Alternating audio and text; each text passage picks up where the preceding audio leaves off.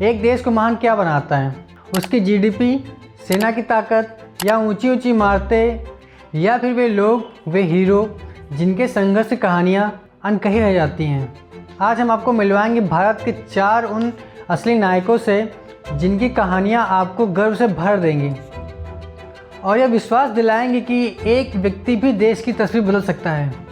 ये सिर्फ कहानियाँ नहीं है, ये हमारे राष्ट्र की प्रगति की धड़कन है। तो दोस्तों, वीडियो को आखिर तक ज़रूर देखिएगा क्योंकि एक कहानी जो आपकी सोच को पूरी तरह बदल देगी।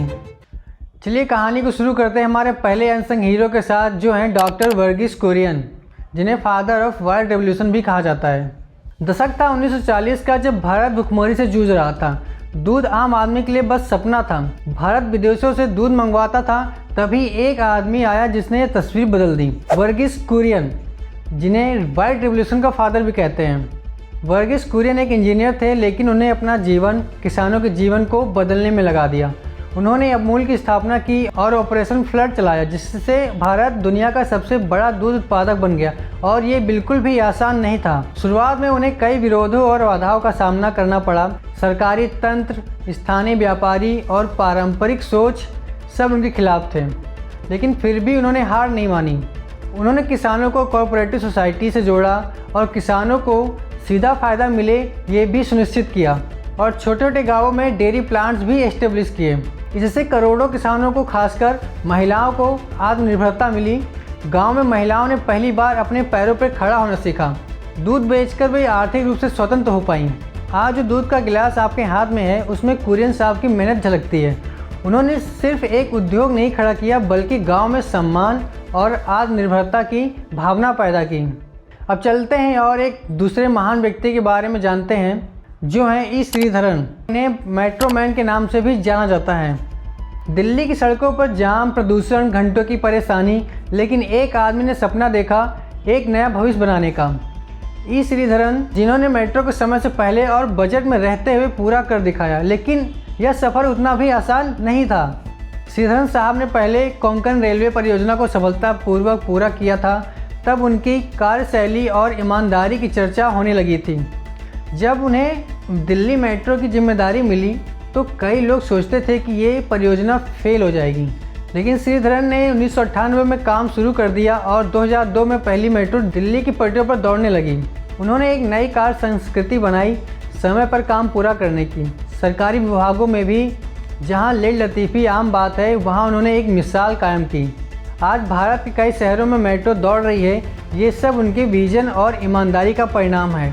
श्रीधरन साहब ने दिखाया कि ईमानदारी और मेहनत से प्रशासन भी बदला जा सकता है। चलिए अब जानते हैं तीसरे महान व्यक्ति के बारे में, जो हैं डॉक्टर MS स्वामीनाथन, जिन्हें फादर ऑफ ग्रीन रेवोल्यूशन भी कहते हैं। दशक था 1960 का, जब भारत भुखमरी के कगार पर था। खेत सूखे थे, अनाज की पैदावार कम थी और लाखों लोग भूख से मर रहे थे। लेकिन डॉक्टर MS स्वामीनाथन ने हार नहीं मानी। उन्होंने गेहूँ और चावल की उन्नत किस्में लाकर भारतीय कृषि में क्रांति ला दी, और यह हरित क्रांति या ग्रीन रेवोल्यूशन था। स्वामीनाथन साहब ने अमेरिका और मैक्सिको की यात्रा की, वहाँ की खेती तकनीकों को भारत लाए। उन्होंने नॉर्मन बोरलॉग के साथ मिलकर हाई यील्डिंग वैरायटीज़ की विकसित की। शुरू में किसानों को समझाना मुश्किल था, लेकिन जब हरियाणा, पंजाब और पश्चिमी उत्तर प्रदेश में किसानों ने इन नई नई किस्मों से दोगुनी तिगुनी पैदावार देखी, तो पूरे देश में ये क्रांति फैल गई।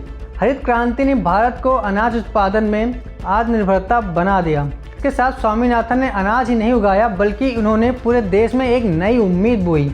और अब जानेंगे आज के सबसे माने जाने हीरो के बारे में, जिन्हें हम मिसाइल मैन के भी नाम से जानते हैं। जी, हम बात करने वाले हैं डॉक्टर APJ अब्दुल कलाम जी की, जिनके बारे में रामेश्वर के एक छोटे से गाँव से लेकर राष्ट्रपति भवन तक डॉक्टर APJ अब्दुल कलाम की कहानी सपनों और संघर्ष की कहानी है। उन्होंने भारत के मिसाइल कार्यक्रम को खड़ा किया। इसरो और DRDO में उनकी भूमिका ने भारत को आत्मनिर्भर बनाया। 1980 के दशक में भारत अपनी मिसाइल कार्यक्रम में काफ़ी पिछड़ा हुआ था। तब कलाम साहब ने प्रोजेक्ट डायरेक्टर बनकर अग्नि और पृथ्वी मिसाइल का सफल परीक्षण कराया। वह समय था जब भारत को रक्षा मामलों में आत्मनिर्भर होना जरूरी था। कलाम साहब ने दिखाया कि एक साधारण परिवार का लड़का भी देश की रक्षा शक्ति को मजबूत कर सकता है। लेकिन उनकी सबसे बड़ी ताकत थी युवाओं को सपने देखने की प्रेरणा देना। उन्होंने हमेशा कहा, सपने वो नहीं जो सोते समय आते हैं, सपने वो हैं जो सोने ना देते हैं। कलाम साहब ने दिखाया कि असली विकास युवाओं की सोच में बदलाव लाना है। और अब बात करते हैं उन नायकों की जो हमारे आसपास रहते हैं। ये तो वो चेहरे हैं जिन्हें हम सब जानते हैं, लेकिन उन अनगिनत अनसंग हीरोज़ का क्या? वह शिक्षक जो गांव के बच्चों को पढ़ा रहा है, वह किसान जो नई तकनीकों से फसल उगा रहा है, या वो समाज सेवी जो बच्चों की पढ़ाई के लिए लड़ रहा है। हर अच्छा काम भारत के विकास में जुड़ता है। विकास सिर्फ योजनाओं या इमारतों से नहीं होता, बल्कि हर उस हाथ में है जो निर्माण कार्य करता है, हर उस दिमाग में है जो इनोवेट करता है, और हर उस दिल में है जो सपने देखता है। तो आप भारत के भविष्य में क्या भूमिका निभाएंगे? वीडियो पसंद आया हो तो लाइक, शेयर, सब्सक्राइब जरूर करें। मिलकर भारत की इस भावना को सलाम करें, और फिर मिलते हैं जल्दी ही किसी नेक्स्ट वीडियो में एक नई और दिलचस्प जानकारी के साथ। तो हमारे साथ जुड़े रहिए और देखते रहिए।